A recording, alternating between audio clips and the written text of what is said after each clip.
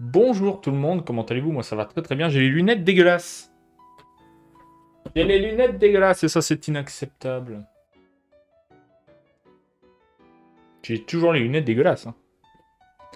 Avant de commencer cette vidéo, je tenais à vous préciser que oui, j'ai un peu changé le décor comparé aux vidéos Clévates et Darwin's Game, ou même Dan Dan Dan. Il y a une mouche, oh non, je déteste les mouches. Oui, alors donc, comme vous le voyez, il y a des reflets, il y a de la lumière, beaucoup de lumière, la fenêtre qui éclaire, oh là là, mes yeux, mes yeux. Mais dans tous les cas, c'est la magie, hein, ça éclaire vachement bien. On peut en dire ce qu'on veut du soleil, les gars. Ça éclaire vachement bien, ouais. Mais du coup, oui, il faut qu'on parle de ça.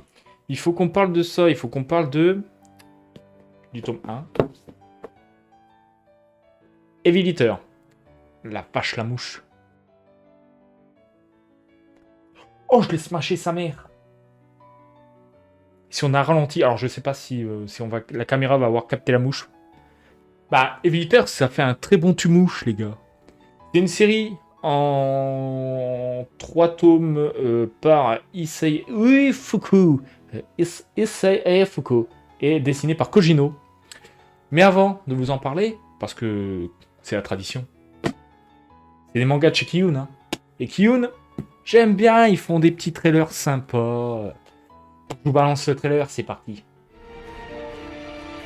Dans un Tokyo futuriste, la science permet de ramener les morts à la vie en sacrifiant un autre individu. Mais les revenants présentent souvent des anomalies. Nagumo et Amagi ont pour mission de plonger dans la conscience de ces malades pour déraciner leur mal, souvent au prix de dangereux périls. Découvrez Éviliteur, un thriller en 3 tomes, des éditions Kiyun. Re les gars, donc oui, Éviliteur, de quoi ça parle? Je vais vous lire le dos du tome 1. Dans un Tokyo futuriste, les dernières découvertes scientifiques permettent de ramener les morts à la vie. Le hic, pour chaque personne qui revient, une autre doit être sacrifiée. Les autorités ont donc décidé de réserver cette avancée technologique au système judiciaire. Désormais, on peut condamner les meurtriers à mort pour ressusciter leurs victimes. C'est pas con en vrai. Mais les revenants, les returners, comme on les appelle, sont souvent contaminés par un bug, une anomalie psychologique qui exacerbe les sentiments négatifs. Jalousie, haine, colère, désir de vengeance font parfois d'eux des bombes à retardement plus dangereuses encore pour la société que les criminels envoyés à l'échafaud. Pour désamorcer ces situations potentiellement catastrophiques, le gouvernement utilise des fonctionnaires d'un genre nouveau, les sorceristes, capables de plonger dans la science... Et voilà, fallait que je bégaye. Dans la conscience des malades et de déraciner le mal qui les ronge. Oh putain, la faute d'orthographe, sa mère. Les agents Nagumo et Amagi sont de cela. Et ils n'ignorent pas que le subconscient de leur cible peut aussi devenir un piège mortel. Chassez le mal et dévorez-le avant qu'il ne revienne. Le scénariste du prodigieux Samouraï Bambou, Grand Prix Tezuka et prix de l'excellence au Japon Media Art Festival, et le dessinateur virtuose Kojino s'associent pour un thriller d'exception où l'esprit humain devient un terrain d'enquête périlleux. Voilà. Voilà. Et donc, on va suivre les aventures de 2 personnages. Tout à fait. Alors, je crois que s'il y en a... Alors, je crois que la fille, c'est Amagi. Mais le mec, je n'ai absolument plus le nom. Je l'ai peut-être lu en plus, comme un débile, mais... J'ai plus son nom à ce mec. Nagumo. Voilà. Voilà, donc Amagi et Nagumo. Alors, ce sont des sorceristes dans l'histoire. C'est-à-dire que ce sont ceux qui sont censés repérer les bugs. Voilà, donc il y a une technologie qui permet de ramener les morts à la vie. J'ai pas besoin des 2 autres tomes. Hein. C'est une série en 3 tomes, donc c'est très rapide. C'est une technologie qui permet de ramener les morts à la vie. Ok? Donc, évidemment, la justice s'est emparée de la technologie pour dire on tue les criminels, on ressuscite les victimes, tout le monde est content. Bon, évidemment, il y a des cas. Il y a des cas. Et il y a du surnaturel, il y a de tout ce que tu veux. Ce qui va nous intéresser avec les deux personnages, c'est que ce sont comment ils appellent ça là, les tatati tatata, les fameux fonctionnaires d'un genre nouveau, comme ils disent. C'est-à-dire que les sorceristes, comme c'est le cas pour ces deux-là, ils sont censés aller voir les malades, les ressuscités, les victimes des meurtriers, pour leur extirper le bug, c'est-à-dire l'espèce de maladie mentale que tu as après avoir ressuscité, grâce à des pouvoirs psychiques. Ils rentrent dans la conscience de la personne ressuscitée, ils trifouillent un peu. Ouais, lui, il était pas bien et tout à ce moment-là. Il regarde un peu sa vie. Et puis il dit, oh putain, ouais, lui, il a la haine quand même. Hein. Et puis l'autre à côté, hop, il matérialise. Si tu veux, celui qui a plongé dans la conscience matérialise le bug. Et l'autre à côté, c'est-à-dire la fille, dans le cas présent, à Maggie, va utiliser son pouvoir psychique à elle pour dévorer le bug. Voilà. Pour l'éclataxe. Voilà. Et voilà. Evil Eater, c'est mangeur de Evil, de démons. Evil. Dévore le mal. Dévore le mal. Voilà, c'est ça. Voilà. C'est d'où le nom du titre. Hein. Il faut pas chercher loin. C'est aussi simple que ça. Voilà. Et c'est très sympathique, si ce n'est... Alors, je suis obligé de parler... Là, je ne vais parler que du... Il y a encore une mouche envie de claquer. Je suis obligé de vous parler... Il fait chaud, ça merde, c'est normal. Je suis obligé de vous parler que du tome 1. Je vais pas spoiler, parce que déjà, je suis en plein milieu du tome 2, et j'ai pas fini de le lire. Et attention, parce que ces tomes-là, je les ai depuis... Je dédicace d'ailleurs cette vidéo à Alexandre, hein, qui, s'il me regarde, qui m'avait donné ces tomes en échange d'un tome de Silver Spoon. Alors, je lui ai filé un tome de Silver Spoon et il m'a filé les 3 tomes des Eater. Moi, je suis refait. Impeccable. Et du coup, très bien. Et d'ailleurs, j'aime bien les couvertures, ça brille. C'est stylé. Mais du coup, je suis un petit peu... voilà. Je sais plus où je voulais en venir. Oui, si, je suis obligé de vous parler du tome 1 et donc de ce que j'ai trouvé juste bien et juste chiant.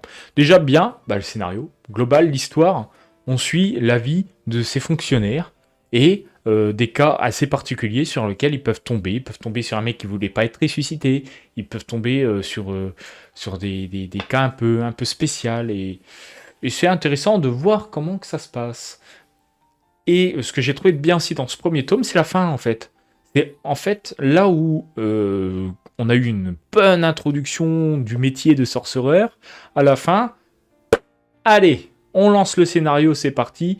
Et là, ça, tu te dis, putain, c'est parti, ça va enfin être intéressant. On va enfin voir un petit peu les bons et les mauvais côtés des deux côtés. Enfin, des côtés des ressuscités, du côté des sorcereurs, là, des sorceristes, je sais pas quoi. Sorceristes, moi je dis sorcereur, hein. C'est n'importe quoi, c'est The Witcher 3 qui m'a... Mais non, c'est sorceriste. Et du coup, voilà. Et après, du coup, je te disais, fin du tome 1, régalade, nanani, nanana. Et on nous régale. On nous régale à la fin du tome 1 pour lire le tome 2. Et ça, c'est très bien. Voilà. Parce que oui, ce tome 1, il a quand même des défauts. C'est-à-dire que c'est tout le reste. À chaque début de chapitre, et attends, je vais te dire, combien de chapitres au tome 1 ? 6 chapitres. Voilà. 6 chapitres, il te balance littéralement le synopsis à chaque chapitre. Elle est où la mouche ? Elle est là. Oh, mais je vais pas la voir la flemme. Du coup, voilà. Le truc, c'est qu'à chaque chapitre, ils te répètent le synopsis encore et encore. Ils vont te dire que eux, c'est les sorceristes, que eux, ils sont censés guérir le bug des revenants. Et voilà, et ça n'avance pas, et ça n'avance pas, et ça n'avance pas. Et tu ronfles tellement fort à chaque début de chapitre parce que tu dis, mais ta gueule, on le sait, tu nous le répètes depuis 5 chapitres. Voilà. Oh là là, et ça n'avance pas et c'est chiant. Et enfin, là, tu as la découverte du patient, du ressuscité. Tu te dis, dinguerie, allez-y, c'est parti, c'est quoi son bug à cet enculé? Non mais parce que t'es énervé, forcément, tu t'es tapé un synopsis de 3 pages, là, que tu lis à chaque putain de début de chapitre, donc c'est un peu relou. Donc je suis d'autant plus content qu'enfin le scénario avance dans le tome 2 et qu'enfin on ne nous répète pas le synopsis. Mais voilà. Ça, c'est un point que j'ai trouvé plutôt sympathique. Les dessins. Alors, les dessins, c'est très particulier. Je vais vous en montrer un maintenant. Je suis désolé, c'est un spoil. Ben, entre guillemets, c'est le tome 1. Je suis obligé de vous le montrer, cette image. Parce que j'ai du mal, en fait, à... J'ai du mal à comprendre pourquoi... En fait, je sais pas dans quel sens regarder cette image. Je sais pas si j'arriverai à me faire comprendre, mais je ne vois pas la forme du dévoreur de mal. Là, en l'occurrence, sur l'image que je viens de mettre, c'est Amagi, qui est censé dévorer le bug. Ok, ok, ok, ok. Mais, je ne vois pas, en fait, la forme du truc. J'ai du mal à voir.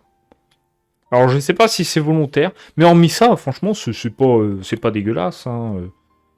Voilà, c'est un manga classique. J'aime beaucoup les chara design des deux personnages qui font très banquier véreux, très, très, très fonctionnaire au final. Hein. Mais voilà.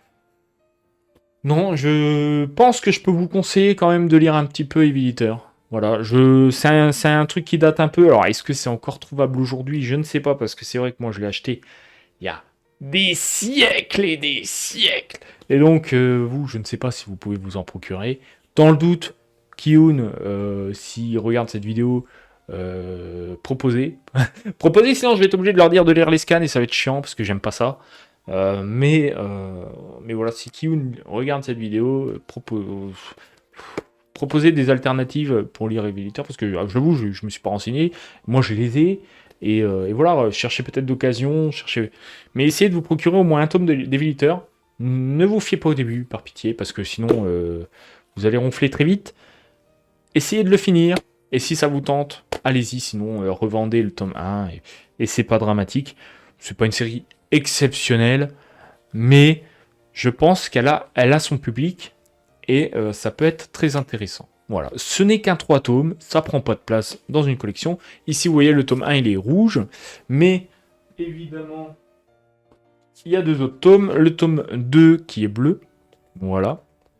On voit très mal parce que je suis un sac à merde, voilà. Et le tome 3 qui est vert, incroyable. De toute façon, vous allez voir les couvertures de manière beaucoup plus claire, puisque je les affiche juste à côté, et ça c'est magnifique, la magie du montage, tu connais. Voilà, je pense qu'on peut s'arrêter là pour cette vidéo. J'ai pas grand chose à dire puisque je ne spoile pas et que de toute façon, putain, c'est vrai que ça n'a aucun sens. Hein. Je suis désolé. Je suis en train de revoir les dessins, c'est dramatique. Par contre, adorable. Hein. Franchement, Maggie, j'adore le personnage. Hein. Chara design incroyable. Hein. Mais je suis en train de me spoiler aussi. Parce que j'ai déjà lu ça il y a longtemps, mais je m'en rappelle plus. Du coup, je suis en train de redécouvrir. Et je me régale. C'est trop bien. La mouche va t'éclater ta mère. Voilà, bon, on arrête. J'arrête cette vidéo ici. J'espère que ça vous a plu. J'espère que le cadre vous a plu. C'est la première fois que je tente un petit cadre comme ça, où voilà, je mets un petit peu en avant, voilà, l'espace que j'ai, en fait. Parce que c'est vrai que la petite caméra sur ma gueule et le fond un peu clacos. Ça allait 2 minutes. C'est pas un truc que j'ai envie de faire. Je trouve que ça fait pas très propre. Il y en a 2, la vie de ta mère. Oh, mais putain, mais ils se multiplient. Plus t'en tues, plus il y en a. Oh la vache. Bon. On se dit à la prochaine. Et voilà. Et ouais, c'est tout. Alors la prochaine, je vais vous parler de quoi? Aucune putain d'idée. Hein. Je suis en train de regarder la Mangatech qui est là, mais j'aimerais bien vous parler de ce que je lis en fait. Et le truc, c'est que j'ai pas lu. À part ça, je lis pas grand chose. En ce moment, je lis pas des masses. Hein. Je vais peut-être vous parler d'un animé la prochaine fois. Voilà. Peut-être. Voilà. Ça va peut-être clignoter ici maintenant. Peut-être que je vais vous en parler. Peut-être.